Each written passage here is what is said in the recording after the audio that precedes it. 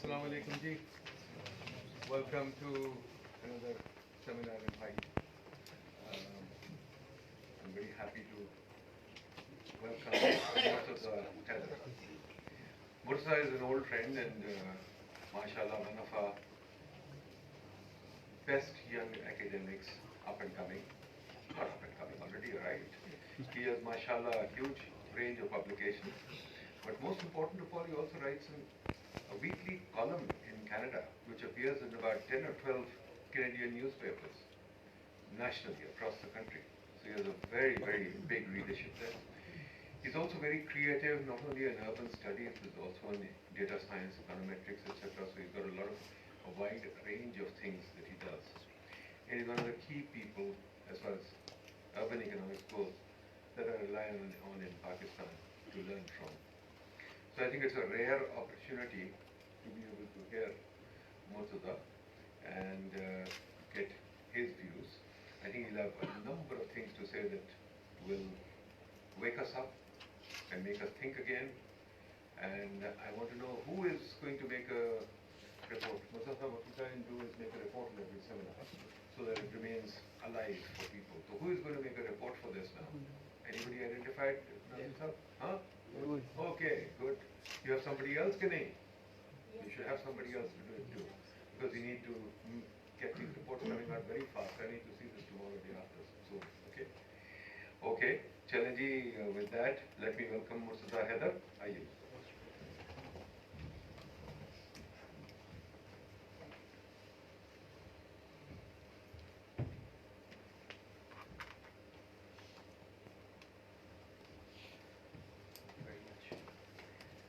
बहुत शुक्रिया. It's really an honor for me to be here today, primarily because I have always held PIDE in great esteem. I used to visit it a long time ago when Sprawl was here, and I was at that time, really a young professor at McGill University in Montreal. And I have fond memories because whenever I would arrive here, I realized that half the staff here was already a Canadian citizen. Always, like half the staff was actually, their homes were my homes, like they were my neighbors in Montreal or in Mississauga. So I don't know what the status is now, but it was almost feeling like I was returning home. मुझे सिर्फ ये बताइए कि हाथ खड़े करके students कितने हैं यहाँ? ये मैं आपके लिए बोल रहा हूँ. So today's presentation is for you only, and it's dedicated to you. I hope that you embrace urban economics as a subject of interest, primarily because the economics of urban systems is not a priority either in teaching or learning in Pakistan. I can't recall if anyone ever did a PhD in Pakistan under urban economics as a focus. So people do some casual work here and there, but urban economics, like, have we ever produced an urban economist in Pakistan? I don't think. And again, मेरी लाइलमी हो सकता है, मेरी आड़े आ रही हो, मगर मैं किसी पाकिस्तानी urban economist से अभी तक मिला नहीं, मुझे इस फील्ड में 26 वर्ष हो गए. So I hope that this presentation at least convinces one of you to take your research, whether you're doing MPhil or master's or doctorate, focusing on urban challenges in Pakistan. A quick introduction. I'm a professor of real estate management at Ryerson University in Toronto. We are based in Toronto, right in downtown. At Ryerson, I'm also the director of the Urban Analytics Institute, which is a data-centric institute focusing on urban challenges and trying to find solutions for them. And I have requested Nadeem Saab that it will be an honor for be able to have a sister institute set up here at PIDE to collaborate with the Urban Analytics Institute at Ryerson University so that we can take collaborative work together. I also am a very applied person, so I also run a consulting firm which does applied projects in urban systems. It's called Regionalix. By way of training, I'm a civil engineer. I have a bachelor's, master's, and a doctorate in civil engineering. But my work at the master's and doctorate level were focused on, first master's on forecasting housing prices, so I spent a lot of time on hedonics. And then the doctorate research was building large-scale models of urban growth. So I built simulation models to forecast where people live, where they work, where will they work, how they will travel. So a comprehensive model of urban systems. And I was part of a very large team that was building those models, and in my particular role in that large team of about 30, 40 people was to build models of housing supply. How can you build more new housing? What to build, when to build, where to build, how to build were the questions that I addressed in my work. And then since then, I've been a professor of infrastructure engineering at McGill, and then of real estate management at Ryerson. I have a passion for econometrics, so I ended up collaborating with IBM, and I wrote this book, Getting Started with Data Science, which is a hands-on approach to doing econometrics. I had some experience here where about 20 years ago there was a certificate in econometrics, and I noticed that the bulk of that certificate was on theory, as if we are preparing theoretical econometricians for work. And the reality is that theory should only be taught to PhD students in econometrics. They need to know the blue estimate, the best least unbiased estimate. The rest of the society, the applied colleagues, they should focus on applying the models. So what happens is you spend 6 months in a certificate, and then you barely run an Excel-based regression, not even knowing how to deal with robust standard errors and whatnot. So with that in my background, I wrote this book with IBM, focusing on the application of econometrics in everyday problems. Obviously, with my interest in urban systems, the bulk of the problems are focused on urban systems. तो अगले 45 मिनटों में मैं क्या करूँगा? इरादा 45 का अगर ज़्यादा हो जाए तो मुझे बता दीजिए। I have been told that we have this room till 12:30, तो मैं 12 बजे तक ये काम मुकम्मल करूँगा, and I really hope कि फिर आप मुझसे सवाल पूछें. And I think the highlight of this presentation would be the question and answer session with you. तो बिला तामुल पूछिएगा, मुझे सवाल का जवाब देने में बहुत खुशी महसूस होगी, क्योंकि ये presentation तो मैं देख चुका हूँ, मेरे लिए कोई नई चीज़ नहीं है, मेरे लिए जो नई चीज़ होगी जो आप मुझसे तैयार करें. So the agenda is the following. I'm going to talk about the urbanization of everyone. Pakistan is urbanizing, has been urbanizing, and there are different opinions about it, how much of it has been urbanized. I would say that there's even controversy about what is urban in Pakistan. ये भी नहीं पता कि urban की definition है, and we will discuss that. The challenge that we have is the rapid population growth, not just in urban areas, everywhere in Pakistan. But surprisingly, the fertility rates and population, at least the fertility rates, are not much different between the urban and rural populations of Pakistan. So then that raises a whole host of other questions that I will not address. But then, in addition to fertility rates, you have other big stimulus for growth in Pakistan in the urban regions, and we'll discuss those. Then the challenges that I see from an urban point of view is that I see job creation, urban job creation, not a priority. The discussion about urban systems is often about transportation and housing and others, sanitation and water supply. But then when I studied urban economics, right, when I looked at Alonso's model and Muth and Edwin Mills and all, the very definition of an urban system, an urban place, is a place of commerce. आप शहर क्यों आते हैं? कहाँ के लिए आते हैं? ये तो नहीं कि मैं बस में बैठूंगा, मेट्रो बन गई है, ट्रेन में बैठूंगा, इसलिए तो नहीं कुछ है. डायरेक्ट कारोबार होगा, कोई नौकरी होगी, कोई वजह होगी. So getting the economic engine going in urban centers, that is the focus in the rest of the world. But in Pakistan, that's not even, like, I have not seen a presentation or a speech by an elected or unelected representative saying that in the last month, these many jobs were created in Karachi, compared to the 2015, when in January, X number of jobs were created. And I'll tell you a story about it. Let me tell you the story right now. I worked as a data analyst at Nesbitt Burns. Nesbitt Burns is Canada's largest brokerage firm. जहाँ ये stock वगैरह की थी. And our trading floor had about 5,000 computers, about 3,000 people. It was a very amazing place to work. And I was at the bottom of the totem pole. मैं सबसे junior आदमी था जिसका काम ये रहेगा सुबह आके faxes उठाना, उनको photocopy करना, traders के desk पे रखना, उसके बाद शाम में जो trades हो जाए उनको फिर data enter करना, उनको analyze करना. तो जब मैं पहले हफ्ते वहाँ गया तो अचानक जुम्मे को, पहला जुम्मा जब मैं वहाँ काम कर रहा था, पहले ही हफ्ते में, जब मैं सुबह 7 बजे वहाँ शुरू करता था तो कोई इतनी हलचल नहीं होती थी. लेकिन पहले जुम्मे को, the first Friday of my work, my being there, थोड़ा सा एक हलचल मची, हर शख्स परेशान फिर रहा है, कोई बात भी नहीं कर रहा और सबकी आंखें जो है वो कंप्यूटर्स पे लगी हुई हैं। मेरे पीछे एक ट्रिगर बोर्ड होता है, सब ट्रिगर को देखें, ठीक कोई 8 साढ़े 8 बजे अचानक सारा ट्रेडिंग फ्लोर जाग जाता है और हर एक दो फ़ोन उठा के फ़ोन कर रहा है। दिस इज अबाउट 1994-95 और मैं ये सब हैरानगी से देख रहा हूँ कि क्या हो रहा है मेरे लिए, ये सारी भौचाल क्यों आई है, किसको फ़ोन करें। The bottom line is, on the first Friday of every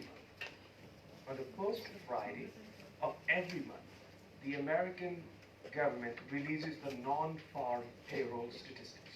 Non-farm के जो एग्रीकल्चर निकाल के जो है ना, पिछले महीने कितनी नौकरियां चली, अगर वो एक्सपेक्टेशन से ज़्यादा है तो you will find pressure on the interest rates. का बोला ये आप कुछ सोचेंगे इंटरेस्ट, अगर वो एक्सपेक्टेड से कम है so there will be less pressure on bringing the interest rates up or down. So you probably think that status quo will prevail. और फिर वहाँ से interest rates की speculation से फिर बाकी economy में speculations, फिर equity और bond and fixed incomes and everything, वो फिर सारा उससे flow चलता है, फिर लोग बेचना शुरू कर देते हैं कि आपको ना trade the equities in favor of bonds or fixed income and whatnot. कभी सुना पाकिस्तान में नॉन फॉर्म पेरोल किसी ने मंथली क्या एनुअल भी रिलीज की?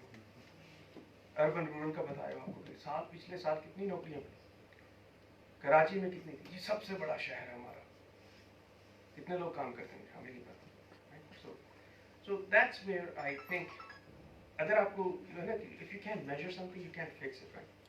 अगर पता ही नहीं है कि the size of the labor market और किस state में है, then how do you fix it? And then you try to, the engines of economic growth should be cities, and then we're completely ignorant of the status or the state of economic systems, urban economic systems in Pakistan. इस इतनी हद तक ignorance के साथ चाहे आप कितनी PhDयाँ कर दें, आप डेंट नहीं लगा सकते इस सिस्टम। तो high fertility rates, it's a big challenge, and I will speak a little bit about it later. और माजरत के साथ तो मैं कुछ चीज़ें ऐसी हैं कि जो टोटली इकोनॉमिक डिस्कशन होती है लेकिन लोग मजहबी तौर पर उस पर नाराज़ हो जाते हैं। सो मेरी तरफ से माजरत पहले कबूल कर लीजिए। मेरा मकसद हरगिज़ किसी की किसी की आज़ारी नहीं है। ये पढ़ाने का काम तबलीग का काम होता है, और मुबल्लिग अगर किसी की दिल आज़ारी करे तो फिर उसकी बात कोई नहीं सुने। मैं बड़े अदब और बड़े एहतराम के साथ अपनी गुजारिशात आपके सामने रखूँगा, लेकिन मकसद सिर्फ ये कि एक नुक्ता नज़र का इज़हार करना, किसी की दिल आज़ारी मकसूद हरगिज़ नहीं, but it has to be said. Then एक तो हाई फर्टिलिटी रेट्स हैं और अदर रीजंस हैं, फिर शहर भी बड़े हो रहे हैं, सब कुछ हो रहा है, फिर हम कोशिश करते हैं कि इन सबको एक ही बकेट में डाला जाए। We have to put everybody in Lahore, everybody in Faisalabad, everybody in Karachi। नया शहर नहीं बनाना, क्यों नहीं बनाना? मुल्क बनाया था आपने कोई 1/3 पॉपुलेशन बेस से, अब इतनी बड़ी आबादी होगी, वो कहता 20 करोड़ है, वो कहता 22 करोड़ है, क्या पता कितने करोड़। शहर उतने, नया शहर हमसे नहीं बन के दिया, तो फैलते गए। So the failure to establish new cities so that we can relieve pressure on the existing cities, that conversation is never taken place. And then there are supply side failures. एक होता है ना, आपने दुकान शुरू की, कोई आ ही नहीं रहा, बैठे हुए इंतजार में, डिमांड ही नहीं है अपने प्रोडक्ट की, हमने रेस्टोरेंट शुरू किया, डिमांड ही कोई। एक होता है सप्लाई साइड फेलियर, लोग पैसे लेके सड़कों पे फिर रहे हैं, उनको चीज़ दस्तियाब। Urban service delivery and infrastructure in Pakistan has a supply side failure. लोगों के पास पैसे भी हैं, देने को भी तैयार हैं, प्रोवाइड करने को। So I will talk about that. And then what to do with urban economic development, कुछ ख्यालात उनका इज़हार करूँगा। And then lastly, if I get the time, because I am a civil engineer, my approach towards building cities is a very engineering focused approach. I look at the infrastructure, I look at the fundamentals of infrastructure, I look at the supply chains that are required to build 5 million homes. 5 million घर बनाने के लिए कितनी रेत चाहिए, वो silica आएगी क्या से, वो सिलिका का कंटेंट कितना होना चाहिए, उसमें किस तरह की सीमेंट से लाएंगे, फिर स्टील कहाँ से उठाएंगे, स्टील की सप्लाई चेन कहाँ से होगी, इस बात पे कोई नहीं सोचेगा। सोचेंगे तो ये लैंड कहाँ से आएगा। Land is plenty, land is pretty much everywhere around us. जो नहीं है वो सप्लाई चेन्स नहीं, तो वो टॉक करता है। अच्छा ये बताइए आप, ओके वो 5 मिलियन का वादा किया था गवर्नमेंट ने, 5 मिलियन होम्स बनाएंगे, 10 मिलियन। कितने प्लम्बर हैं जी इस्लामाबाद में? आपको, आप लोग नहीं रहते, किसी को मालूम है इस्लामाबाद का प्लम्बर कितने हैं, इलेक्ट्रिशियन कितने हैं? 5 मिलियन घर बनाने आपने, मैं और आप तो बनाएंगे नहीं, मुझसे तो ईंट भी सीधी नहीं लगती, ठीक है। गिलकार, मिस्त्री, राज मजदूर, क्रेन्स, डंप ट्रक्स, इधर कैलकुलेशन कीजिएगा। अच्छा चैलेंजेस, यहाँ the challenges that I will explain, essentially I'm not explaining things that I believe are new to you. I'm simply providing them as a background to you because I believe everything is known to you, everything is exposed to you. It's just I may have a slightly different context, but I am not assuming that the reason I'm presenting here is that I'm under the assumption that you're not aware of it. That kind of thing is not there. पहली चीज़ है, there's no standard definition of urban in Pakistan, right? You are much younger than I am, but when PIDE University was established here, this was rural, all of it. Forget about Barako. अब तो बहरिया town जो है वो इस्लामाबाद को घेरे में लेने की चक्कर है. Everything is becoming urban. What is the definition of urban? Is it a metric of population density? Is there spatial clustering of residential or other land uses that define a place as urban or rural? Is this the contiguity of the space that it has to be clustered or contiguous to another urban areas and then putting together all of them would make it urban? Which one of it is it? Okay. And then there's a controversy about urban demographics. Lahore जो है वो 12 million का हो गया, कराची कहता है जी हम तो 40 मिलियन के हो गए. कहते हैं लाहौर की पॉपुलेशन आपने इन्फ्लेट कर दी, कराची की डिफ्लेट कर दी. So we don't even have a consensus on what is the size of the population, right? So these are real things. And then there's this abundance of urban sprawl that is happening in Pakistan. And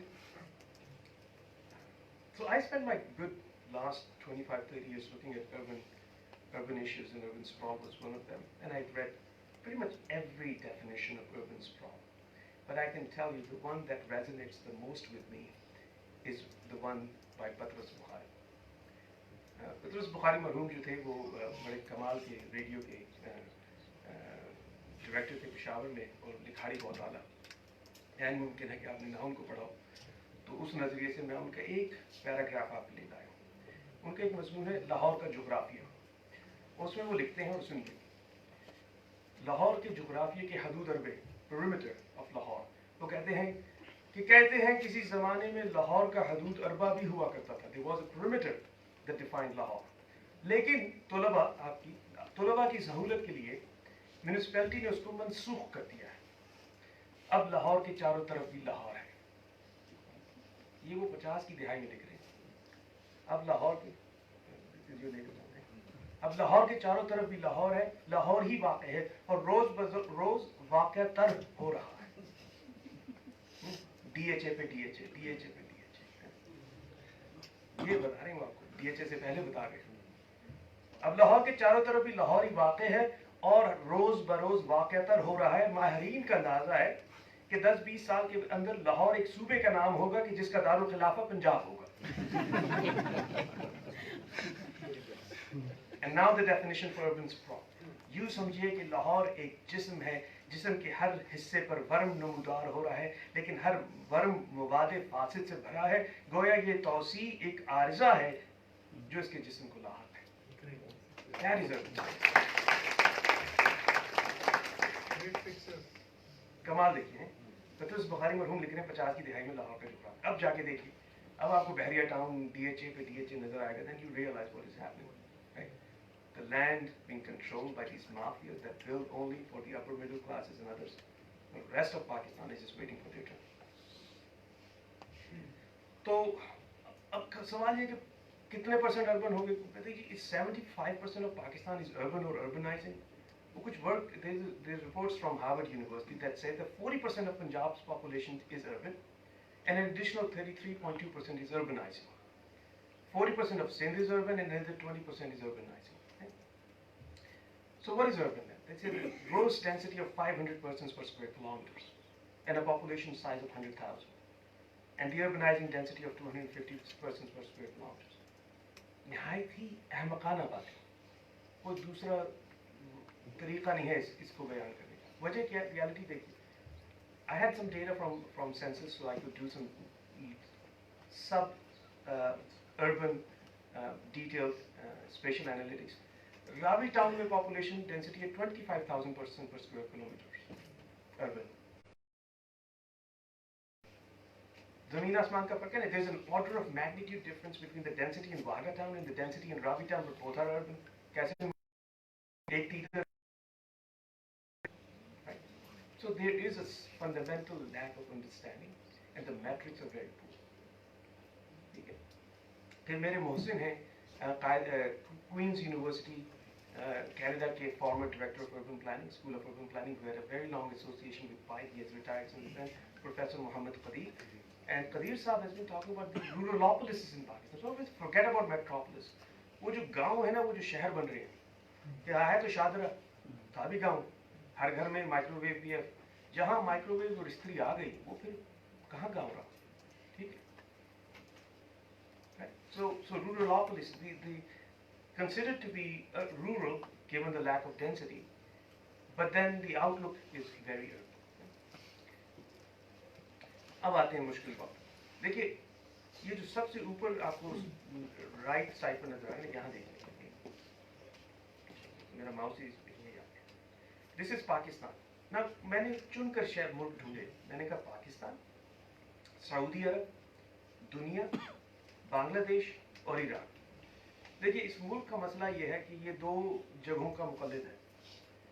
आधा मुल्क सऊदीया का मुक़ल्लिद है, बाकी Iran का मुक़ल्लिद है. ठीक है. और फिर अपने जैसे को ढूंढे तो हम जैसा सिर्फ एक ही मुल्क है, वो बांग्लादेश है ना. हम ही थे ना, बांग्लादेश हमसे मुख्तलिफ थोड़ी.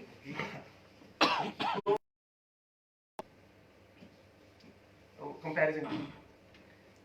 यहाँ आपको मौलवी हजरात कहते हैं कि ये ज़ब्ते तौलीद जो है, ये कहीं जो है वो तसादुम है हमारे अकायद से.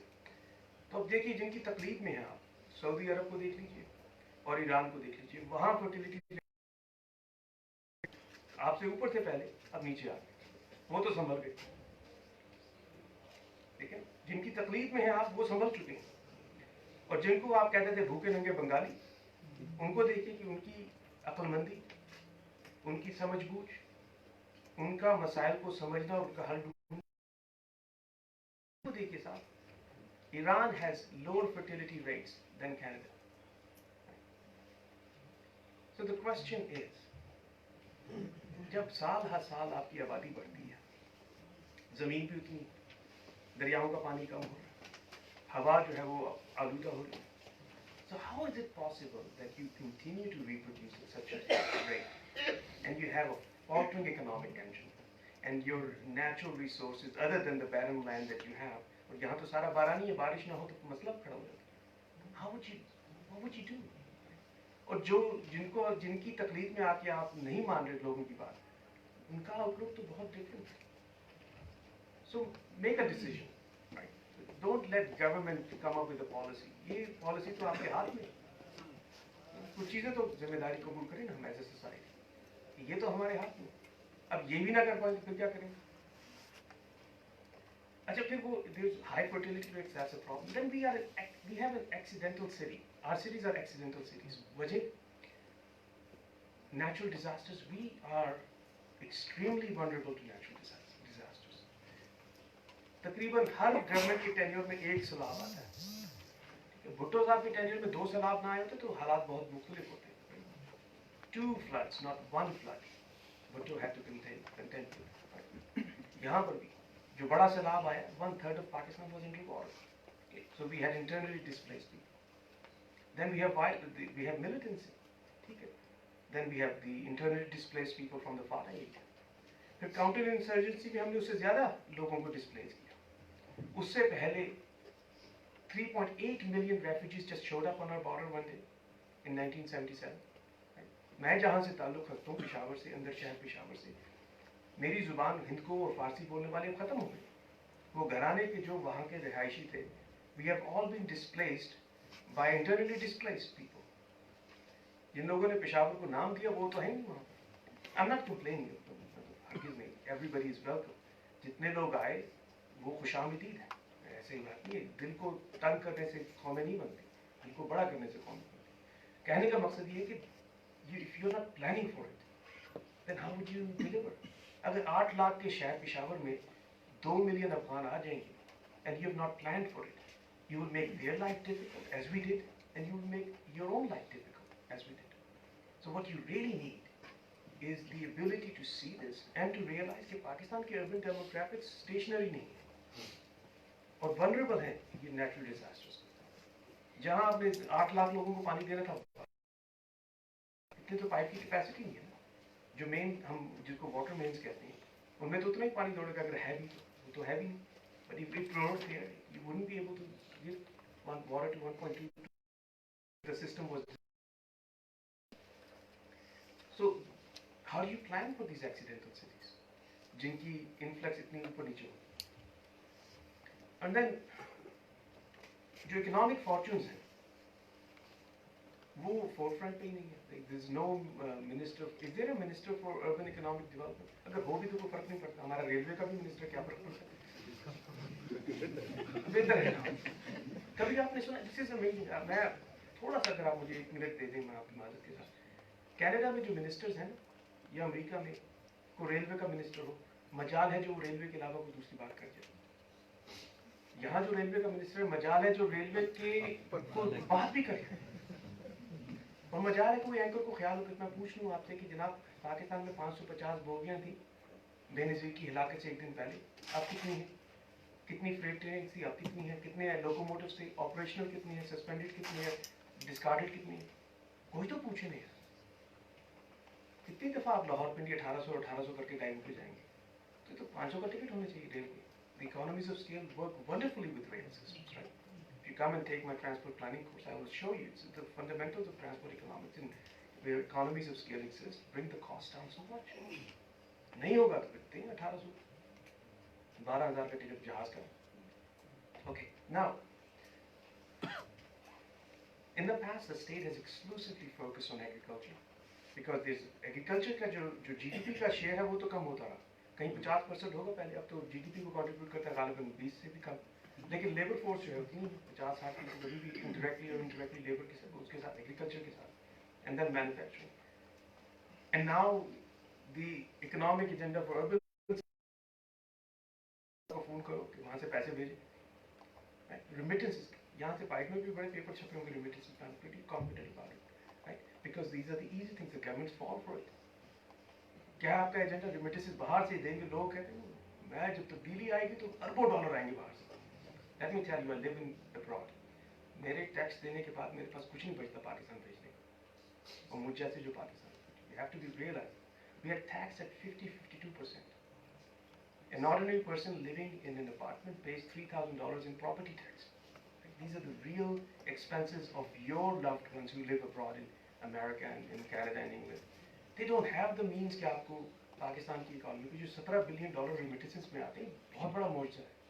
और असल में जो कंट्रीब्यूशन है वो है जो आपका पढ़ा लिखा भी नहीं है मजदूर, जो मिडिल ईस्ट से आपको पैसे भेजता है, जिसकी मेहनत और जिसकी हार्ड वर्क पे हम लोग इस मुल्क को चला रहे हैं. You know, the real pride of Pakistan is not a professor in Canada, it's the laborer of Pakistan, Pakistani labor in the Middle East. 17 billion में से तो 2 बिलियन ही आते हैं कनाडा से, right? So how do you focus on this? How do you change the thinking? We have urban systems, buildings भी हैं, universities भी हैं, सड़कें भी बन गई हैं.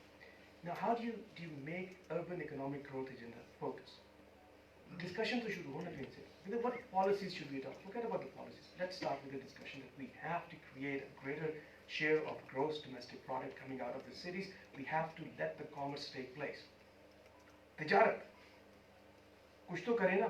मैं अभी नदीम साहब से बात कर रहा था. The day 9/11 happened, President Bush had a speech, and in his speech he said something very interesting which people didn't realize. उन्होंने कहा डर के मत बैठना, जाओ जाके आज रेस्टोरेंट में खाना खाओ. घर में बैठने जाके आज फिल्म देखोगे 3-3,500 लोग न्यूयॉर्क में मर गए. ये क्या कह रहा है? डर के मत बैठना, जाओ जाके खाना खाओ, रेस्टोरेंट में खाओ, घर भी ना खाओ. जाके प्ले देखो उधर ब्रॉडवे पे, $150 का टिकट है, जाओ खरीदो देखो. Money is economy. यहाँ घर में बैठ के सेविंग्स पे बैठ गए तो इकोनॉमी गिर जाती. जिसको आप ग्रेट डिप्रेशन कहते हैं, जब flow of money stop, the flow of money stops, money stops. So how do we make urban systems more fluid in the flow of money? And how do we develop the cities to their true potential? And is it possible that we can have a future of Pakistan where we have entrepreneurship at a level that we can say and imagine that cities will be able to generate, not carry their own weight, so they are off the subsidy, but they are able to take care of the rest? The challenge is, it's very difficult to do commerce in Pakistan. Doing business in Pakistan is very difficult. Now, out of a rank of 190 countries, Pakistan is ranked at 108. This is by the World Bank, the Doing Business Indicators. अब देखिए आप घर बनाना चाहते हैं ना, so registering a property, Pakistan is ranked 151 out of 190. 150 मुल्कों में property register करना आसान है हमसे. अभी आप 50 लाख घर बनाने का सोच रहे हैं, यहाँ तो registry नहीं होती. ठीक? Protecting, paying taxes, we are ranked 161 out of 190. यहाँ pay करना, जो pay करना चाहते हैं, even that process is cumbersome. So with these metrics, how would one expect entrepreneurship to take place? I have a firm, I told you I started with it, I have a firm called Regionomics.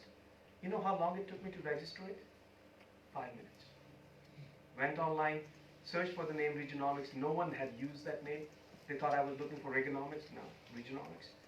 I registered it, and that's it. At the end of the day, the state sent me all the paperwork, and there was no paperwork, just one page. I got allotted a tax number, and that's the end of it. 10 minute में मेरी firm बन गई.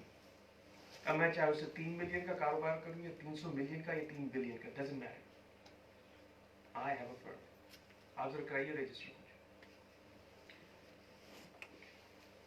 So, then there's this, being an engineer, I have the benefit of not being wooed or not being vulnerable to big theories. Civil engineer जो होता है ना, जो engineer होता है, वो numbers को देखता है जो आपके सामने और क्या वो माने रखते हैं. हमें हमारे यहाँ theory, we don't follow Milton Friedman बड़ा economist था, ये Gary Becker था, we don't care. Numbers हैं तो हम building बनाएंगे, अगर soil की condition नहीं है तो हम उसको कुछ नहीं खड़ा करेंगे. We go by numbers. Now here's my beef with economics as a profession.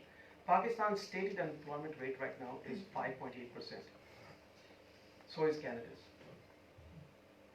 ये कैसे मुमकिन है कि दो इक़्तिसादी निज़ाम के जहाँ अनएम्प्लॉयमेंट रेट 5.8%, कनाडा में क्या हो रहा है और यहाँ क्या हो रहा है आपके सामने. Or underemployment is a bigger menace, the way I see it, right? So if your unemployment rate is 5.8%, as is the case with Canada, how come 38% of children in Pakistan today have stunted growth because of a lack of caloric intake, enough sufficient caloric intake? लोग इतना नहीं कमा रहे कि अपने बच्चों को इतनी खुराक दे सके कि उनकी हाइट और सेहत उतनी हो जितनी कि बाकी दुनिया में उनकी उस उम्र के बच्चों की है. That's the definition of stunted growth. आप कहते हैं हमारी अनएम्प्लॉयमेंट रेट 5.8% है, कौन यकीन करेगा तुम्हें? आप क्यों यकीन करेंगे कि अनएम्प्लॉयमेंट, जब आपके बच्चों के कद आपके कद से छोटे हैं, राइट? जब आपके बच्चों के कद आपसे छोटे हैं तो जान लीजिए कि उनकी कैलोरिक इंटेक आप नहीं पूरी कर सकते. आपसे बुरा आप लोग नहीं, but bulk of people who are in urban rural Pakistan, they're facing it. उनके skeletal structures change हो रहे हैं हमारी आंखों के सामने. We don't care. Unemployment rate is 5.8%. साहब, unemployment rate is not 5.8% in Canada even. आपकी तो labor force participation rate इतना कम है. Unemployment rate is for those people who are looking for job. यहाँ तो खवातीन तो है ही. The labor force does not include that many women in Pakistan. And from that number, you calculate the unemployment rate. The prevalence of stunted growth in Sindh is 50%. ये दिल दहलाने वाली बात है.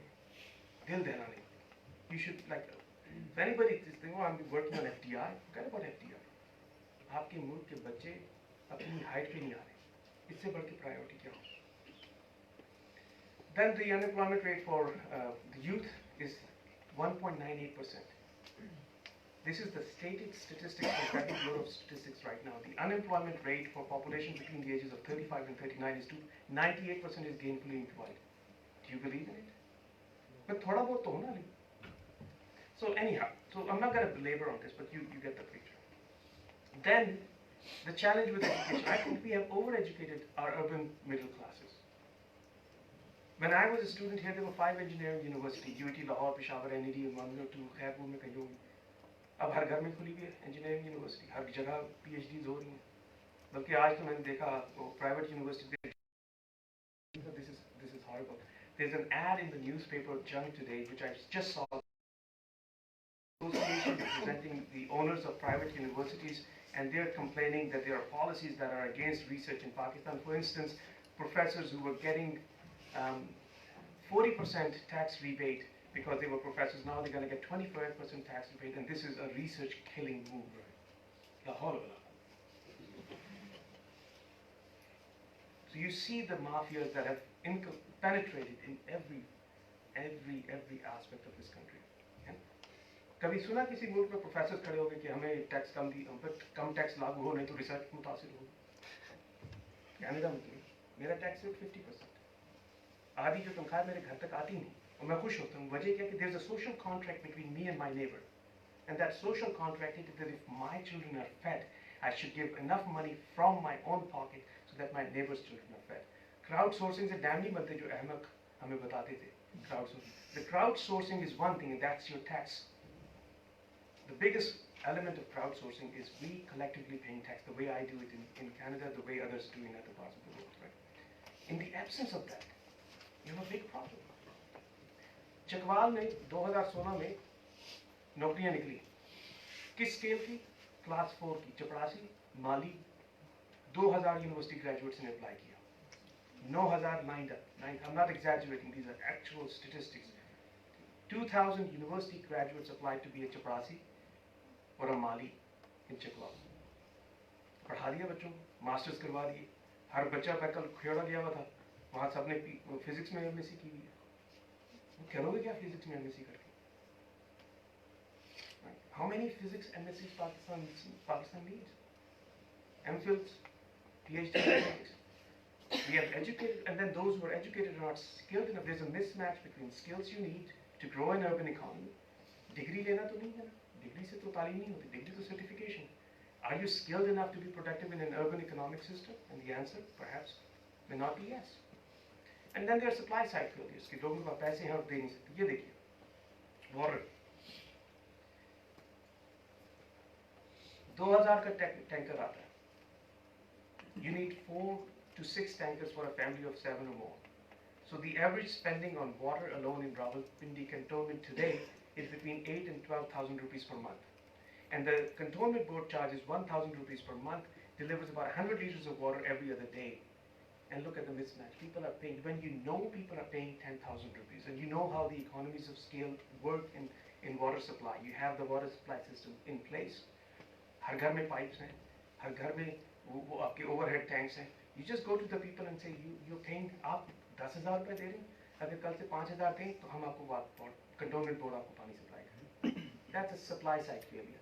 When you know that there's a willingness to pay and you still fail to capture it, that's a supply side. Look at transportation. There's no urban transportation system. 2 metro से पूरा गुजारा नहीं होता। There's no country, no city in the world that has just one line here and another line there, and there's no feeder system. दुनिया में जहाँ Subway system बनते हैं या bus rapid transit, there's a whole network of bus routes that support the main arterial, the main bus route or the main subway route.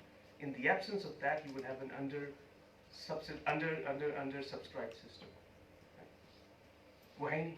And when the state came up with a bus rapid transit system, which is the franchise system, which would have worked, the Supreme Court of Pakistan intervened under Justice Chaudhry, Iftikhar Chaudhry, and killed that system, saying that denying people the right to operate substandard paratransit is denying them the opportunity to earn a living, and they should be allowed to ply these bag wagons and chinchis and not be replaced by proper buses.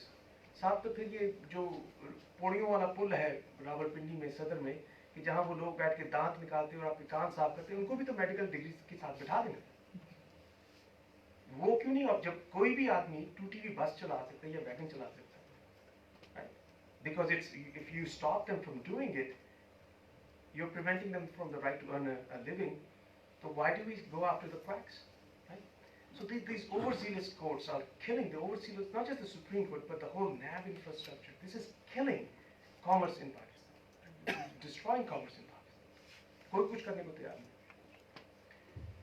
So what is happening now? You have transport network companies, Uber, Careem, and these others. Instead of now enabling them, I understand now that they are being pushed out of the system. उनके लिए मसाइल खड़े करें, नहीं वो drop service भी शुरू हुई है. So the state first fails to do its own job, and then someone else does it. Then it tries to say, well, let's find a way to stop them. And on top of it, ये Uber, Careem आपके और मेरे लिए हैं. The bulk of Pakistan's lower middle class cannot afford it. You still need a subsidized urban transit system in Pakistan. in urban Pakistan. That has to be happened. कहीं भी Canada में Toronto में जहाँ मैं रहता हूँ, right? The average household income is about $85,000-$90,000 a year. Our Toronto Transit Commission has a budget of about $1.5 billion, right? And they still recover only 70 cents on a dollar from the fare box revenue. The rest, 30 cents on a dollar, still come from subsidy from the government in a very affluent city in the world. In New York, the fare box revenue covers only 50 cents on a dollar. So subsidy to New York में भी है, but it has to be distributed in a more thoughtful manner. अगर आप घर नहीं बनाएंगे तो ये situation होगी, crowding, overcrowding, and that's not the way to go. I know that PIDE has produced very good publications. I rely on them all the time on housing and urban challenges, especially on the housing deficit. And there are people who have been working on it for many years. And many times when I write, I actually use PIDE's work. So it's not new to this crowd to know that there's a deficit. You can say, well, it's not 5 million or 7 million homes, it's 2 million homes. Millions में deficit है, crowding बहुत है, एक कमरे में 3-3, 4-4 लोग हैं. So you have to increase the supply side. But the challenge is, land supply is in the hands of privileged classes, even middle class. You have DHAs, right? Defense ने काबू किया है काफी सारे, DHAs ने काबू किया है. I think they come under the Army Land Directorate. Then you have Bahariya towns. Then you have journalist society, the lawyer society. Land is only being made available for development for those who already have monopolized resources in Pakistan. जिसको चाहिए, जिसके पास कोई resources नहीं, collateral नहीं है, उसके लिए कोई land scheme नहीं. Right? And that's a problem. Then they will figure it out. Remember always that there will never be a case where cities will exist without slums. Slums may exist without cities, but cities will never exist without slums, especially when you have these social inequities built in by default. So you need to have an industrial way of looking at housing supply. And the challenges, I'm going to go through these slides very quickly, that you know that abhi tak records jo hain wo latho pe, latha, patwari, gardawars. Did you hear that Iqtizad Ahsan once spoke about it in the parliament, saying कि पप्पू पटवारी की approval के बगैर इस्लामाबाद में registry नहीं होती. सुनी थी वो तकरीर आपने? पप्पू पटवारी मेरा classmate है. Chaudhry Asad and I studied from grade 1 to 10 together. Anyhow, he's a Gardawar Patwari nahi. But he does better now. Oh, he's doing better. He's a good friend. We've been friends since we were 5 years old. मगर registry मैंने आज तक नहीं करवाई उससे. I don't have any property in my name here. So things are happening. Nadra is doing great work. And honestly, I believe in it, that Nadra is trying to get things out of latha and into paper, and that's a good thing. Master plans are either dated or very poorly designed, where you have single land use, single purpose land use. ये घर यहाँ होंगे, दुकान की Islamabad is a good example of it. Right? You created a house or a center of government, and then didn't provide housing for all the thousands, tens of thousands of people who are supposed to work in these offices. सरकारी अफसर तो अगर 10% होते हैं, 90% जो है वो तो स्टाफ होता है, तो उनकी हाउसिंग का उसका कोई नहीं, बंगले बनाना. Anyhow, so challenges हो गए. अब किया क्या जाए? Think outside the box. Think outside the factory box. ये manufacturing and agriculture, they will not give you value-added GDP. It has not. This model is not working out for either. अगर तो आपके पास abundance of water है, abundance of water, then you can rely on agriculture. But if you're a water-poor country, then you start thinking about how much of GDP can be sustained by agriculture. If you have trained workforce that is able to produce bulk of manufacturing, then yes. But then with automation coming your way down the road, which will be very cheap automation, काफी manufacturing आपके हाथ से निकल जाएगी. Robots are much more productive than human beings, but most importantly, robots never ask for a raise, and they also don't pay taxes. So the corporation's contribution to taxes of the labor goes down to zero because of robots. Right? So all of this is happening. Manufacturing पे rely करना बड़ा खतरनाक काम. But you know what is happening? Machine learning, data science, big data, artificial intelligence, all of these things are happening around you. You can train a global workforce. ज़रूरी है कि यहाँ से आप ईंटें लगाने वाले सऊदीया भेजें, Why not you train data scientists who go out and work in the rest of the world? You train them here to the highest standards. You can create an alternate economy in your urban centers if you want to. In governance, put job creation at the center. The government should say that our role is to create jobs, and here's the job report. Release it every month so that people and they themselves would know. Right? That wouldn't happen if you continue to go the same way as you've gone through so many years. Streamline service delivery. There's so many agencies that you have to rely on for service delivery. Lahore में एक ही काम 7 agencies करती हैं। लाहौर में अगर आप municipal service के map देखें दे ओवरलैप। ये नहीं पता चलता कि यहाँ पानी इसने देना है या उसने देना है। And you continue to go around different offices trying to figure out कि मुझे वासा ने देना है या कंटोनमेंट बोर्ड ने देना है। Overlapping jurisdictions. We don't empower local governments. We make tall claims about it. In North America, in Europe, the regular citizens probably never come into face-to-face with their provincial or national assembly representative. लोग अपने national assembly के representatives को America में नहीं जानते, Canada में नहीं जानते हैं तो म्यूनिसिपल काउंसिलर को, क्योंकि उनकी तमाम तर ज़रूरियात का जो तदारुक होता है वो म्यूनिसिपल दफ्तर में होता है। पानी, school, parks and recreation, traffic, all of it is municipal. मुझे याद है वली खान ने एक मरतबे कहा 20-25 साल पहले, मुझसे नलका लगवाने मेरे घर मत आओ। My job is to create to legislate. लोग आ जाते हैं नलका लगाने। That's a complete failure of the system. और ये कंटोनमेंट बोर्ड क्यों नहीं share? Why don't we eliminate them? इतनी बड़ी urban supply जो है लैंड की, this is under the it's called cantonment board. पानी आप नहीं प्रोवाइड कर सके, सॉलिड वेस्ट आप नहीं उठा रहे। अभी भी अगर आप जाएं, कल रात में जब आया लाहौर से तो एयरपोर्ट का रास्ता जो था वो चकलाला की तरफ दिया हुआ है। बड़े बड़े जो directions to airport and cantonment board still point towards Chiklala. आप तो directions भी नहीं बोर्ड के बदल रहे, let alone delivering everything else. It's not that the corporations are doing better, equally poor. But the thing is, the urban land is contiguous. Unless there is a defense-related use for land, if the land has already been commercialized as residential, commercial, and others, then let's get rid of cantonment boards so that we can actually unify our cities and start planning them with more coherence. There's absolutely no need. The cantonments were established by the British for a reason. वो आपने में और आप में फर्क रखना चाहते थे और दूरियां रखना चाहते थे. So they maintained the cantonments. Now, like I've lived in a cantonment all my life in Pakistan when I was here. I don't see any defense-related use in the areas. All are residential, commercial. सदर जो है आप रावलपिंडी सदर जाते हैं, वो cantonment है क्यों? Then you need cultural change. But the government shouldn't come to you and say, बच्चे कम पैदा कीजिए. ये काम तो आपकी दस्तरस में है, right? So you really need to enable some changes at your end, right? Encourage entrepreneurship among people. My former president of my university actually once said to the government, said, why do you ask how many people got jobs within 6 months of their graduation? कहते ये क्यों मुझसे पूछा? आप मुझसे ये क्यों नहीं पूछते कि 6 महीने ग्रेजुएशन के बाद कितने लोगों ने कितनी businesses को शुरू किया? You should ask me how many students graduating from Ryerson University were able to start their own business within 6 months. There should be a focus on entrepreneurship rather than a focus on getting jobs. Right? That's the way to rethink. When people who are controlling, running the governments, they should start thinking about entrepreneurship, because without commerce there's nothing. And then let the community come up with solutions. One of my heroes in Pakistan is Nazir Bhattu, who is from Duddiwala in Faisalabad. And in fact, when we held the World Urban Forum in Vancouver, I brought Nazir Ahmed Bhattu to Vancouver, where he spoke about the water supply and sanitation system he had set up in Duddiwala in Faisalabad.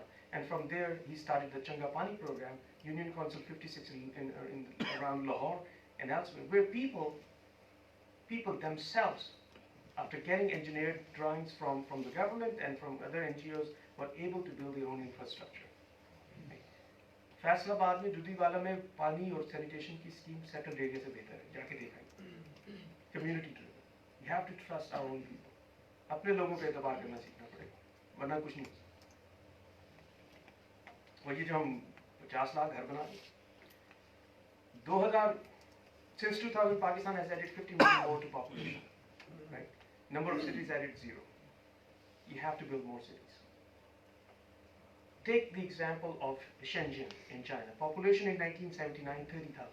Sleeping sleeping fishing village, Shenzhen, 1979 demographics, 30,000. They created the first special economic zones in Shenzhen. Population 2015, 10 million. The regional population 18 million. We have to, but Lahore se jab aaye na motorway pe dekhe kitna land hai. We can take 20, 30 square kilometers and start building new cities. We can have innovation cities. We can have technology focused cities. We can have entrepreneurial focused cities. We can have health focused cities. There's no lack of creativity, but we have to enable it. For housing supply, you have to realize that you need a structure for it. यहाँ पर Canada में जब घर बिकता है या बाहर तो मल्टीपल लिस्टिंग सर्विस पे लिस्ट होता है. ऐसा नहीं होता कि घर जो है बिका 2 करोड़ का रजिस्ट्री करा ली 60 lakh. No, this doesn't happen, right? And you and I are part of the problem. कि जब हम टैक्स चोरी करते हैं, जैसा कि 2 करोड़ का घर बेचा 60 लाख की रजिस्ट्री करा ली, वहाँ मल्टीपल लिस्टिंग सर्विस है. अगर आपने घर बेचना है, आपने लिस्ट करना है, जितने पे होगा वो रजिस्टर होगा, वही प्राइस जाएगी सरकार के पास. Everybody will pay taxes, shake hands and leave, right? Brokerages, and every broker is a licensed practitioner. If they do something hanky-panky, they are actually prosecuted not by the government, but by the self-governing organizations. यहाँ कितना property fraud होता है. लोग वो घर भी बेच जाते हैं जो किसी की मलकियत में नहीं है. You realize the burden of the litigation burden in Pakistan is mostly property related. मतलब कत्ल वतल तो इतने ज़्यादा नहीं होते, अल्लाह का फजल है, यहाँ पे इतने कत्ल नहीं होते. मगर हर शख्स ने दूसरे पे मुकदमा किया है. ये 75/1 मेरा था, 75/2 जो था उनका था, ये 75/1 पे काबिज हो गए और हम लोग कहते हैं 1/2 क्या है. But this is how the whole land registries are. You really have to formalize urban land systems and sales systems, and then you have to look at the supply side constraints. इतना सरिया, इतनी मट्टी, इतनी चीजें हैं आपके पास. And then the construction industry has to be focused on the trades. ठीक है? मैं कुछ skip करते हुए, in the interest of time, it's 12:02. I want to take 4 more minutes and then stop. देखिए,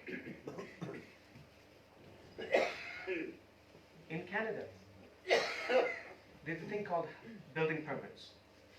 When someone applies for construction, a building permit is issued. When the construction starts on that building permit, it's called housing starts. When that construction is completed, it's called housing completions.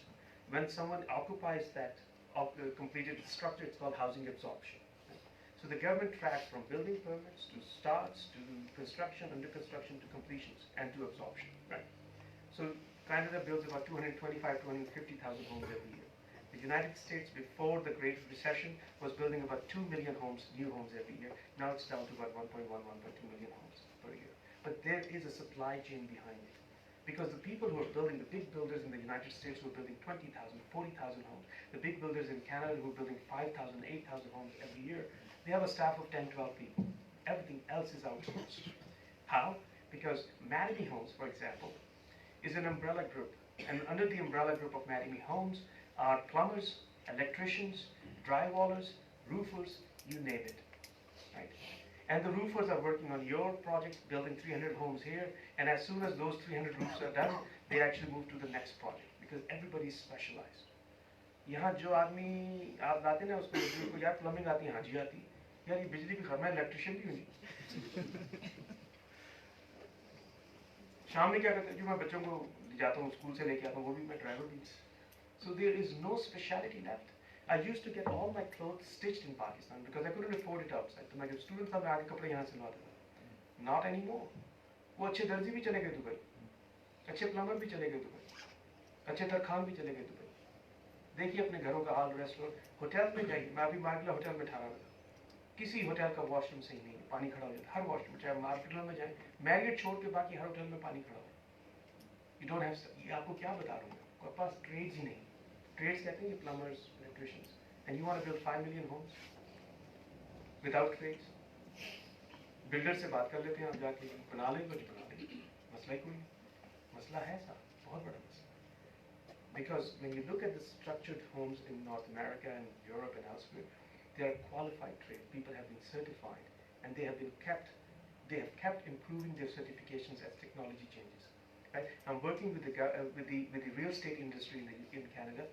now changing their building managers from screwdrivers and hammers to iPhones and iPad oriented monitoring of buildings.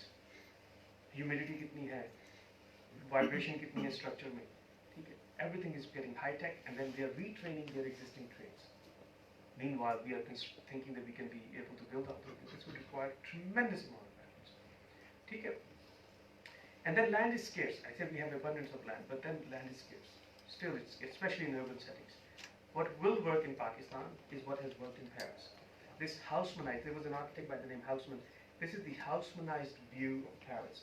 You can fit a lot more people in here. And I'm not saying that it is going to be one-bedroom apartments. I understand that people in Pakistan have 5 to 7 persons per household. You can build two bedrooms and a den kind of construction ranging between 2,000 rupees per square foot to 5,000 rupees per square foot. It's doable. People have done good work on it. And if you think this is too much complicated for Pakistan, look at the one in Montreal. There are 3 families living in these triplexes. One in the ground floor, one in the first floor, one on the second floor. Each floor has 2 or 3 bedrooms, 1 kitchen, one storage. There's a common some storage area somewhere else. You can fit in this structure 3 households. We have a family of every size of 3, right? So it's basically 1 or 2 bedrooms only. आप इसको थोड़ा सा बड़ा कर दीजिए. लेकिन land आप कितना इकोनोमाइज करेंगे इसको? बजाय इसके कि हर आदमी को बंगलों में डालें, हर आदमी को बरांडा दें, right? So if you realize you have land poor in urban areas, then this is the architecture that may work. And then you have to look at technology. Right? You have to look at better silica. जब वर्षक dam बनाया था, मुझे पता ही नहीं था silica कौन सी लगानी है. Then we had alkali aggregate reactivity. वो सारा डैम जो है वो तबाह करने लगे. Then you have to cut the slabs and everything.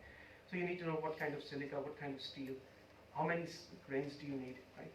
इस वक्त नॉर्थ अमेरिका में क्रेन्स की डिफिशियंसी है. क्रेन्स हैं, ऑपरेटर्स नहीं, right? So you really have to think through the supply chain of construction. Otherwise, it will be a very tough task. Briefly, when you have disputes, you should have proper contract drafting procedures, dispute resolution mechanisms. ये जो लड़ाइयाँ होती हैं construction में, रुक जाता है काम. कराची भरा पड़ा है आदि partially. Have you seen Karachi? How many buildings are partially built? 10 साल से खड़ी में है, बका तुम झड़ा होगे. Because poorly drafted contracts, resolution नहीं. So you prevent things from going to courts. Courts में मत जाने दे चीज़ों. Focus on drafting contracts, construction contracts properly, so that you have proper dispute resolution mechanisms, so that we don't end up wasting your resources, wasting land, and then waiting for generations to resolve issues. I spoke already about this. In construction, if you really think through the system of the 5 million banane, you need logistic management companies, you need excavators, you also need places where you're going to dump the debris, because 5 million homes construction will create an enormous amount of debris. That storage of that debris would be a big issue. You need site managers, you need foundation specialists, you need construction workers specializing in concrete, steel, wood, you need plumbers, you need electricians, you need roofers. For 5 million homes, you need millions of these people. How many person hours or person weeks or person months of employment is needed to construct one home and then multiply it by 5 and then you get the numbers. And the trades have to be regulated. Not everybody who can have a hammer in his hand should be allowed to use it, right? So you have to make sure that people know.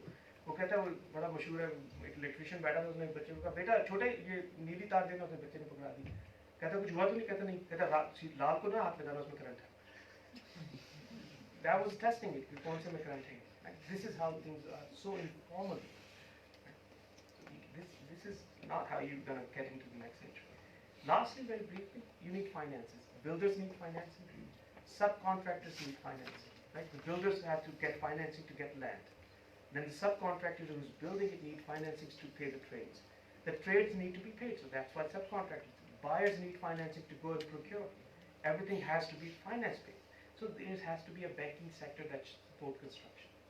Banking sector के बगैर construction हो नहीं सकती. 5 million home हो या 10 million home हो या 2 million.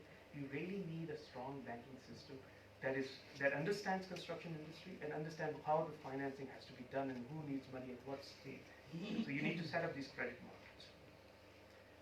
So you need regulation, you need structure, you need enforcement, you need certification, you need financing. It is possible. You can actually create an industry of construction in Pakistan and engage millions of young Pakistanis who are unemployed or underemployed. And it can actually mobilize a very large segment of the population, provide shelter, and the demand for housing is, I understand, differentiated. Not everybody needs a 2,000 square foot home. You can still build 350 square feet homes for the very poor. You can move from finance, giving loans, interest-free loans, to less interest or low interest loans, right? This could all be done, but it has to be done systematically. And it will need more than millions. You will be deficient on the supply chain side and also on the trade side. So this is going to be the end of it. I hope that I have left enough time, at least 20 minutes. मेरी खुशकिस्मती होगी कि अगर आप लोग कुछ सवाल करें, और अगर इस गुफ्तगू के दौरान मैंने कोई ऐसी बात की हो कि जिससे आपको दुख यकीन जानिए मेरा दिल आज़ारी का मकसद नहीं था. I just wanted to have a candid conversation.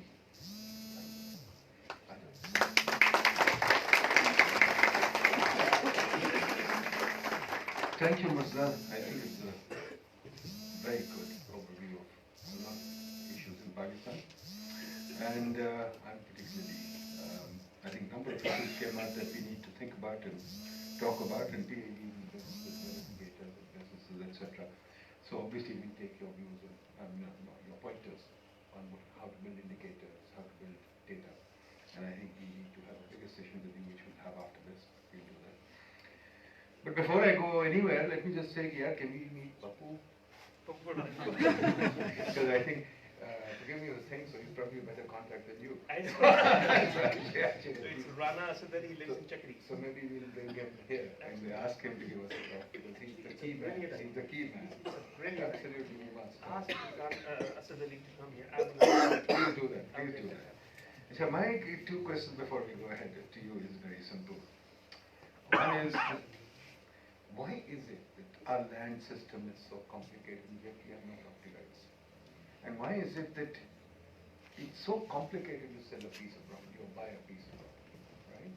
And many of people that I know, for example, are stuck with property. Many people want to sell and can't sell it. I know a guy who's come here from father died, etc. He's come all the way from Florida. He's spending 2 years here and still hasn't been able to sell his property. Prime property in Lahore, the best property in Lahore, but he can't sell it because it's so difficult.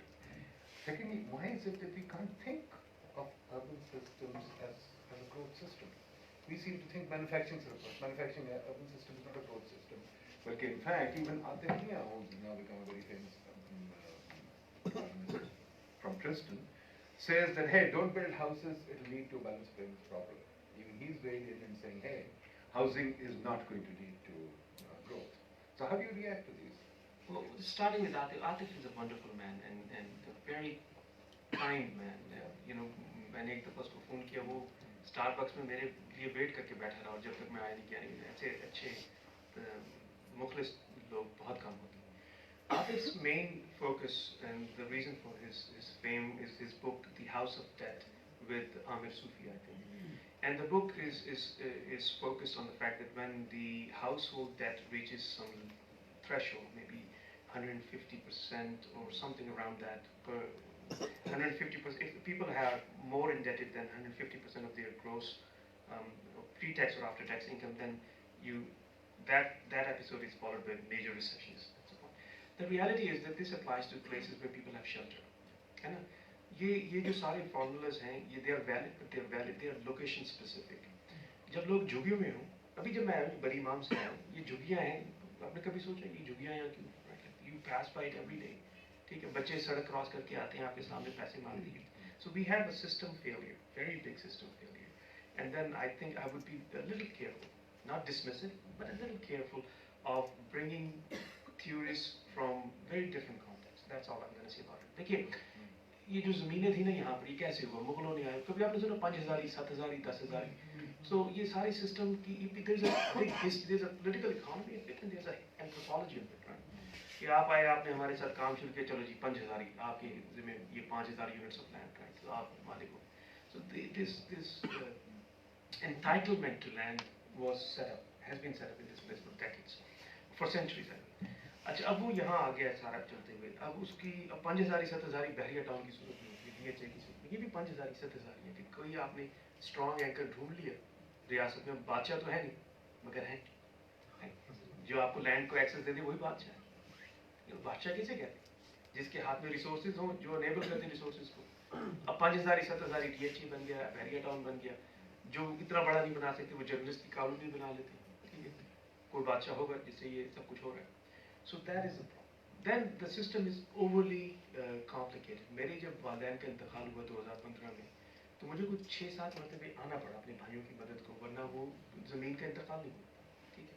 अभी तक कुछ bank के lockers खुले नहीं हैं, इसलिए कि वो लफ्ज़ लॉकर तहरीर नहीं था कि ये लॉकर, जब लिखा हुआ है कि ये इनहेरिट कर रहे हैं, everything that belongs to my parents now should be a property of these three who inherit, वो नहीं हो पा रहा.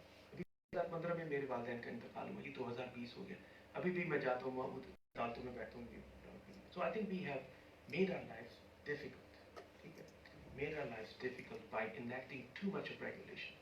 ये जो we are over regulated society, we are over regulated society. आपको यहाँ पे अगर मैं और आप लेमिनेट का ठेला लगाते हैं, बच्चे लगाते हैं, you start with showing your kids how to set up a laminate stand. वो बच्चा आता है अपना laminate का stand गली में लगाता है, लोग आते हैं उसे डॉलर देके अपना laminate खरीदते हैं. You trying to inculcate how to do business. यहाँ जो बेचारा बाकी laminate बेचता है उसकी जान ज़ात मिटा दी आपने. ये पटवार, ये वो, ये थाना, ये सब हर एक आदमी आके उससे. So we are an over-regulated society, and we have to actually dismantle this humongous burden of regulation so that commerce could take place. इक़्तिसाद के बगैर कोई मुआशरा, मुआशरे की असास इक़्तिसाद पर है, किसी दूसरी शय पर नहीं. जिन मुआशरों का इक़्तिसाद नहीं, वो अपनी मुआशरत खो देते. ये बड़ी अच्छी बात की, बिकॉज क्वाइट फ्रैंकली हमारे जब मीटिंग्स टाउन प्लानिंग वगैरह वो सोचते हैं कि सिटी का नाम है हाउसिंग कॉलोनीज, और जो कमर्शियल सेंटर्स हैं वो कोई गंदे पता नहीं क्या, वहाँ किस किस्म का क्राइम होता है, तो जितना घरों से दूर रखे उतना अच्छा. तो गाड़ी के जब रूट देना होता है तो गाड़ी पे जाते हैं. वजह क्या होती है कि देखें, ये दिस टाउन प्लानिंग के आउट ऑफ लंदन, वहाँ प्लेग आया, industry and residences were very close, ये कुछ 100-200 साल पहले की बात है. वहाँ से टाउन प्लानिंग होनी चाहिए. Then they separated residential land uses from industrial land uses. आहिस्ता करते करते अब इंडस्ट्री काफ़ी अलग हो गई, बाहर से होगी, यहाँ भी हो जाएगी. So what you really have to look at is the main focus in urban development in North America and Europe and other places. It's called the new urbanism. And the new urbanism is the old urbanism, whereas you look at the mixed land uses, कि आपने अगर दूध लेना तो गाड़ी में हर आदमी बच्चा, आपका जो रश आवर के अंदर ट्रैफिक मॉनिटरिंग की यहाँ पाकिस्तान में, वो रश आवर तो स्कूलों के साथ जुड़ा हुआ है. The rush hour in Pakistan is tied to picking up kids, one person, one child, one car. Why? मैं तो अपने बच्चे की उंगली पकड़ के जाता हूँ स्कूल उतारने से, तो कोई बच्चे पैदल चलने को तैयार ही नहीं है उस मुल्क में. And it's not us. I was in China last year and I was stunned. साइकिलें गायब हो गई चाइना से. सिवाय बीजिंग यूनिवर्सिटी के मैं 10-15 शहरों में गया हूँ, मुझे साइकिल नजर नहीं आती. So there is, we have to go back to our. हमें तो मौसम भी साइकिलों वाला मिला है, लेकिन मैं इस वक्त कल टोरंटो में -18, उसमें तो साइकिल नहीं चलेगी, लेकिन 26 डिग्री पे तो चलती है. So we are self-made. I think we have to change our. हमारे इख्तियार में बहुत कुछ है. अगर आप रियासत पे इन्हिसार ना करें, कि बच्चे पैदा कम करना, साइकिल पे सफर करना, ये आपके कब्जे कुदरत में है. जिस पे इक़्तिदार है, जिस पे आप दूर हो सकते हैं, तो उतना तो कीजिए. चलिए जी, any questions? जी सर, मेरे 3 छोटे सवाल हैं. एक तो सर, सिटीज़ पे डेटा का इशू पाकिस्तान में बड़ा सीरियस वाला है. तो अभी आपने कहा सिटीज़ पे जो है वो काम नहीं होता पाकिस्तान में, तो इन जनरल हर एक की कैपेसिटी नहीं है कि वो स्पेशल डेटा को वो थ्रू जो है बड़ी डिफ़िकल्ट वे से वो ले ले. एक ये इसका जवाब मैं आपको दे दूं. मुझे यूनाइटेड नेशंस पॉपुलेशन फंड ने 2004 में बुलाया था to digitize the entire census of Pakistan, 1998 census. 1,05,000 taluka level तक के मैप थे कि जो ए स्पेशल थे, कागजों पे थे, डिजिटल नहीं थे. So they said build a GIS lab. So I worked with an American firm called Caliper Corporation. I brought the software, I bought the equipment. It was all funded by UNFPA. उसके बाद मैंने उनको train किया यहाँ के population census organisation के 40 लोगों को. 2006 में उसकी रिपोर्ट भी गूगल पे आपको मिल जाएगी. जब सब ट्रेन हो गए तो पता चला कोई और महकमा आया, वो सारा इक्विपमेंट उठा के ले गया और वो डेटा बाबा को नहीं मिल सकता. दूसरा, बिग डेटा पे यहाँ पे बहुत नॉइज़ है, जबकि आपकी बुक में मैं जब देखता हूँ तो यूज से कि सिर्फ 3 सक्सेस स्टोरीज हैं, otherwise big data has no any particular definition. किसी की भूख नहीं मिटी, किसी मुल्क में गुर्बत कम नहीं हुई बिग डेटा से। तो वो ये यहाँ पे लेकिन एक बहुत बड़ी मिथ है, हर HEC ने बिग डेटा प्रोजेक्ट्स लॉन्च कर दिए, और तो इस सिलसिले में आपकी ओपिनियन बड़ी ज़रूरी है, ताकि हमारी जो एक मिसकॉन्सेप्शंस हैं कि जो है वो तो वो भी जवाब दे दूँ। इत्तेफाक ऐसा हुआ, सारी ज़िंदगी लिखने के बाद पता चला कि आप जो पेपर लिखते हैं तो बड़ी मुश्किल से कोई 20-25 साइटेशन उसकी ना अगले 50 साल में होते हैं। एक पेपर मैंने लिखा, उसकी कोई 1200-1300 साइटेशन, और वो पेपर है कि जिसकी अंदर कोई काम की बात मैंने नहीं लिखी। All I said was that this myth about big data is greatly misleading. First of all, it doesn't have to be big. देखिए ना, अगर मेरे पास 2 लीटर की बाल्टी है तो 3 लीटर मेरे लिए बिग हो गया। Right? So big data doesn't really mean that you have to have petabytes of data. Whatever you cannot analyze or store is big data. Secondly, it's about volume. That's one thing big. It's about velocity. If it's coming in, ये जो call detail records होते हैं cell phone companies के, वो मिली seconds में millions of records आ रहे हैं, तो उसकी velocity बहुत ज़्यादा है। और इसी तरीके से बैंकिंग के, so the big data is very useful for cellular companies. It's very useful for big banks. But it has limited benefit, in my view, for economic development, poverty alleviation. वो काम जो है, वो still it has to be very individual based, और वो survey data भी उस पर काम करेगा। और फिर big data का बड़ा problem जो है वो ये है कि big data, when you have 3 million observations, you have positive correlation between 2 variables. कुछ भी कर लें, हर चीज़ को significant way थे statistically. 100 million पे तो सारे regression करने की जरूरत ही नहीं रहती। आपको पता है ये सब स्टैटिस्टिकली सिग्निफिकेंट है, क्यों अपने कंप्यूटर को पसीना निकालना। लास्ट में बहुत सारी आपने इतनी सारी बातें की तो वो बाकियों का टाइम नहीं लेता। एक हमारे यहाँ की डेंसिटी, एक आपने पेपर प्रेजेंट किया था कि ये जो हमारे पास कैरिज फैक्ट्री के सामने है, it's most dense area in the world, ये जो रावलपिंडी का हाँ, 1 लाख, ये कराची में आपने अर्बन फोरम पे एक अपना जो है वो एक हमारे यहाँ डेंसिटी है, जो डॉक्टर नदीम उल हक लोग जो है बात करते हैं कि it should be vertical density. तो अब बात यह है कि ये डेंसिटी के हम चक्कर से किस तरह से कौन सी जो है वो एक आपने आज जो है थोड़ा सा वो पेरिस वाला वो जो मॉडल जो है वो दिखाया, तो what should be the basically जो है वो way out for handling this density, जो जैकब फ्रेंडली डेंसिटी जिसको हम कहते हैं। I have a tough time. Jane Jacobs was neighbor to our university, सड़क के दूसरी तरफ रहती थी, so I have a big issue with what she said. So I'm gonna spare. You have to read her first. वो जेन Jacob's उन खुश नसीब लोगों में थे जिनको लोग मुक़ल्लिद है बगैर पढ़े, पढ़ने के बाद बात करें। अच्छा, मैं ये कहना चाहूँगा जो डॉक्टर साहब कहते हैं ना, वो बड़ी इंपॉर्टेंट बात है। वो ये कि अर्बन सेंटर्स में आपके पास ज़मीन नहीं है, right? So you have to build hard and the kind of demographics that you have, जो हमारी जिस तरीके से आबादी बढ़ रही है, कोई ऐसा मुल्क मुझे ये शहर बता दीजिए कि जहाँ लो राइज पे आपने डिमांड सेटिस्फाई कर, there is no workable model, at least I have seen, where low-rise solutions have worked. So that density may not be tied to a metric threshold density, but you really have to build out. जब मैं Toronto move हुआ था तो downtown Toronto में कोई 3-4 residential buildings थी, ठीक है, बिल्डिंग्स ही नहीं। अब डाउनटाउन टोरंटो में सैकड़ों पिछले 25 सालों में high-rise buildings बनी हैं, and we're not talking about high-rise as in 60-story or 80-story. Because you have to look at the economies, and apologize if I sound like an engineer, but at 300 meters and above, जो कि यहाँ कोई नहीं बनाएगा, लेकिन at 300 meters and above, that building is very expensive to construct, thousands of feet. Even 50 meters and higher, it's very expensive.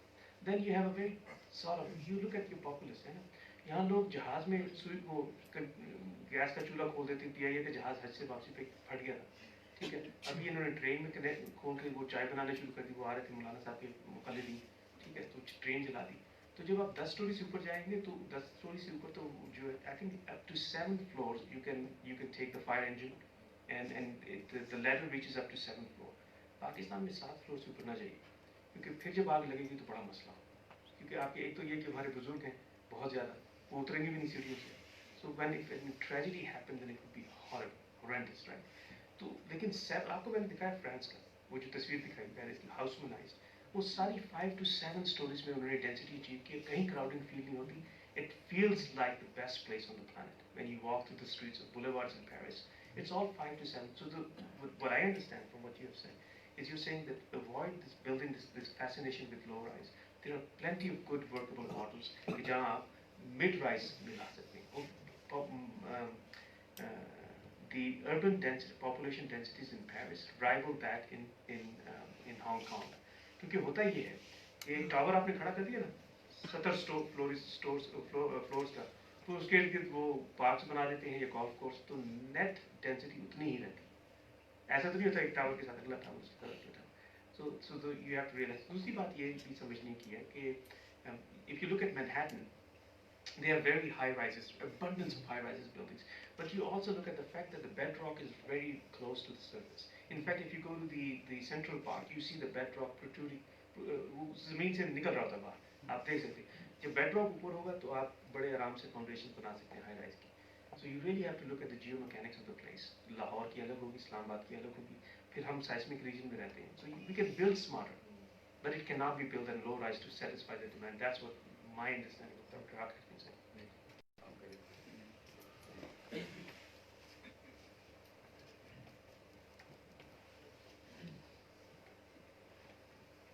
Professor, I'm Sabahat from Population Council. I have a question. I mean, the models you were mentioning in the start of your presentation, do they look at the household projections or kind of household demand-based energy projections? I don't know if they do cover, because I'm currently working with Peking University. I mean, council is working. I was there to initiate this project to work on the future projections of households based on different scenarios, the urban scenarios are. So they are doing these projections based on the ProfAMI website. It's a software. So there were some Canadian professors in this conference. They are doing this with the help of UNDESA. So Canadians have already done these household projections based on the urban scenarios. So I just want to incorporate your models if they are useful for our research work on this project. Canadian को छोड़ें यहाँ PIDE की publications देखें, household projections का. After the 1998 census, there are a couple of publications actually this thick where demographic models were developed. PIDE is very strong, and there are people in population census organization. Yeah, I was part of PIDE as well. I have done my MSc starting from here to the end. मुझे नाम नहीं याद आ रहा, वो याद है Dr. Ashfaq जब होते थे.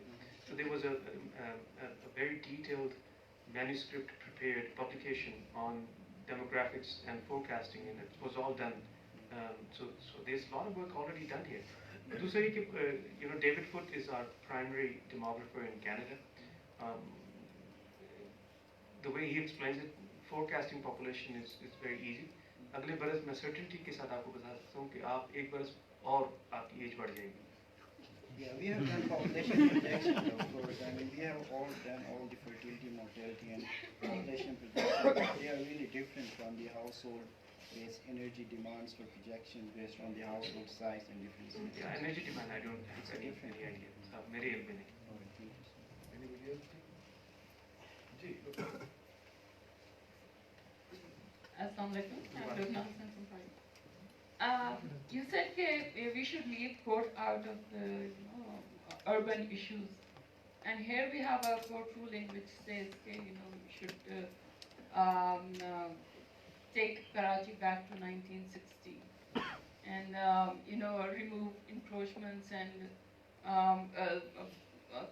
make PIDE Karachi like it was in 1960. So here we have a case where court is intruding into the public sphere and urban management, which is not, I think, right. And secondly, I want Dr. Huck's view on building new cities, and we have put this concept of ghost cities, and even in Dubai they built huge infrastructures and they're lying empty.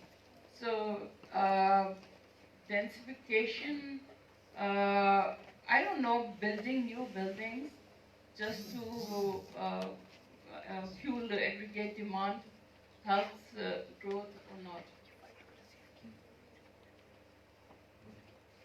जी पहला comment था कि अदालतें अपने दायरा car से इख्तियार करें, इसमें तो कोई डाउट नहीं है.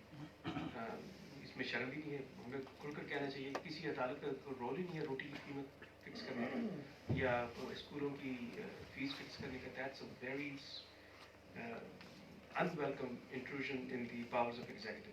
डैम बनाना, डैम का तो देखिए, वो दानिश मुस्तफ़ा लंदन में जो स्पेशलिस्ट हैं वो बता रहे हैं कि ये नहीं बन सकता, तो आपके चीफ जस्टिस साहब जिन पर खैर प्रॉब्लम BA होंगी, LLB, तो देखिए आपको अल्लाह मौका देता है सिविल इंजीनियरिंग पढ़ने का, कर लीजिए अगर आपको डैम में इंटरेस्ट है, अगर नहीं है तो फिर उनकी सुनिए जिनको आता है काम। इसमें कोई दो राय नहीं। मैं कभी जाकर किसी डॉक्टर को मशवरा नहीं देता कि डॉक्टर साहब तुम मैंने दवा देते हो, मैंने तकलीफ हो रही है, मैं जाकर डॉक्टर साहब बताइए, अच्छा मैं ले लेता हूँ जो भी मुझे बताते हैं, मैं तो नहीं उनसे बहस करता। तो जो काम आपके नहीं वो ना कीजिए, ठीक है। दिस इज डू नॉट ये हम मतलब मुआशरा ही ऐसा है। आप बच्चों की जब शादी होंगी आपके माँ बाप बताएंगे उसमें, उनका काम ही नहीं। Parents have no role in deciding who you should get married, लेकिन उन्होंने इनक्रोच कर लिया। तो this society is encroach society on every aspect. तो जब आप मेंटली प्रिपेयर हो जाते हैं ना, आप गिव अप कर देते हैं, ठीक है जी जो माँ पे कहेंगे मैं कर लेना, तो फिर जो साकिब निसार कहेगा जो डैम बना रहे हो वो भी करते। So you really have to change the society. ऐसा नहीं हो सकता कहना जी औरतों की इज्जत, अपनी माँ को मार पीटता देखें तो then it normalizes a lot of irregular things. It destroys the very fabric of it. ठीक है, मुआशरे में औरत की इज्जत माँ की इज्जत से शुरू होती है ना। If you're just able to prevent her dignity and protect her dignity, the rest of the society will start to function automatically.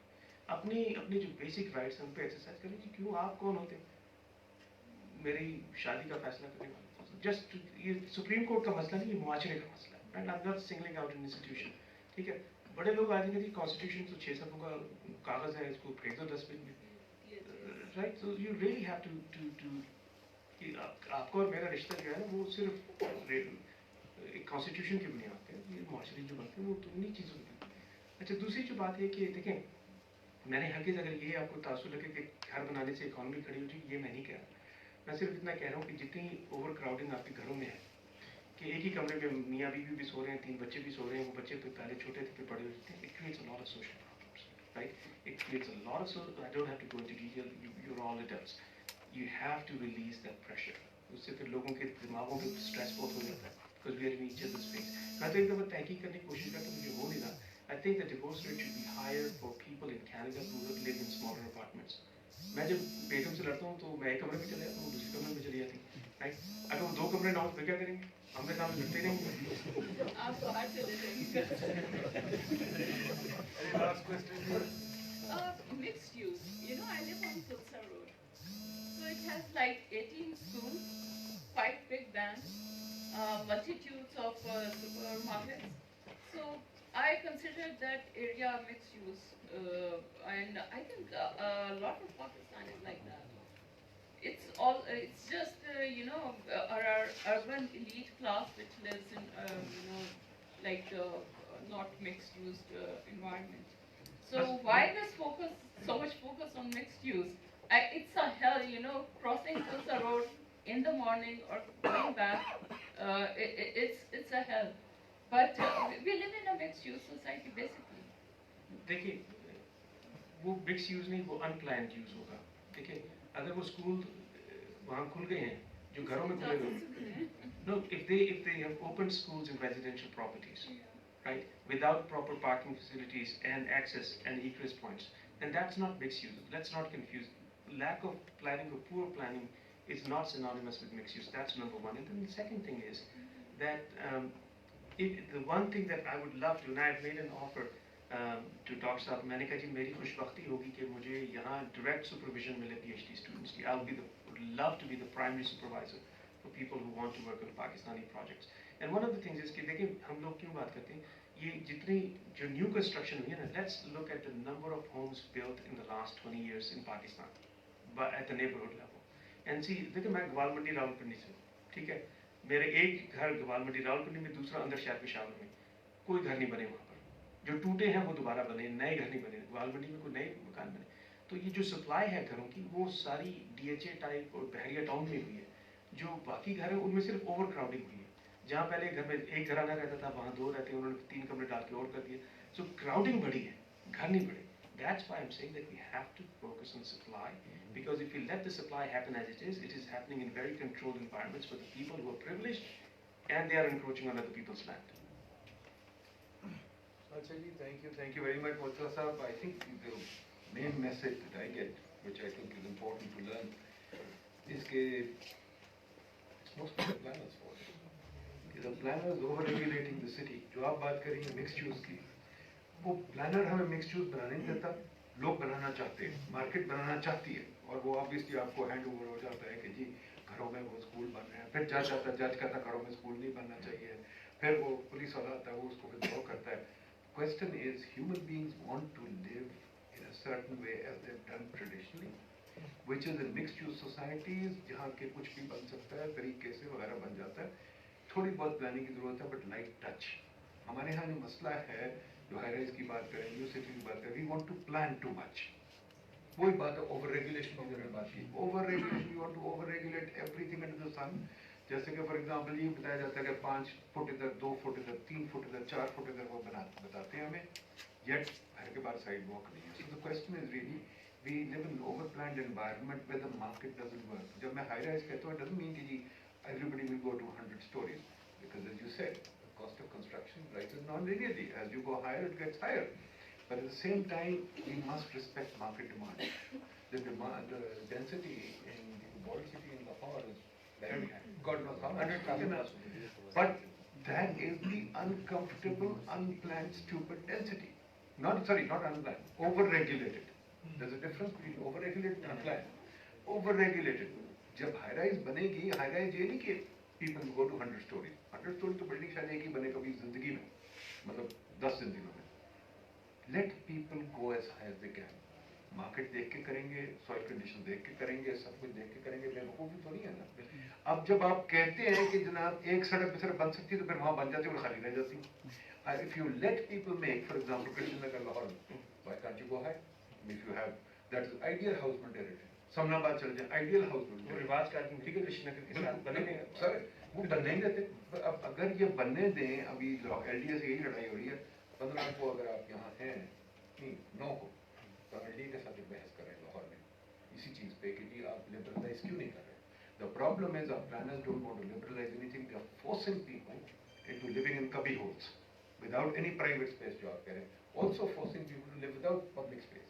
तो ये एक अजीब ओवर प्लानिंग का माहौल है जिसको हमें चैलेंज करना चाहिए. And I think Murtaza has given us a lot of food for thought, and we will take your challenge up. Please remember, he's offering to supervise PhD students, and he keeps to his word. So I would take him up, please. All you students there, you couldn't get a better supervisor. If you are ready to take on this challenge, please talk to him. Thank you. Thank you again.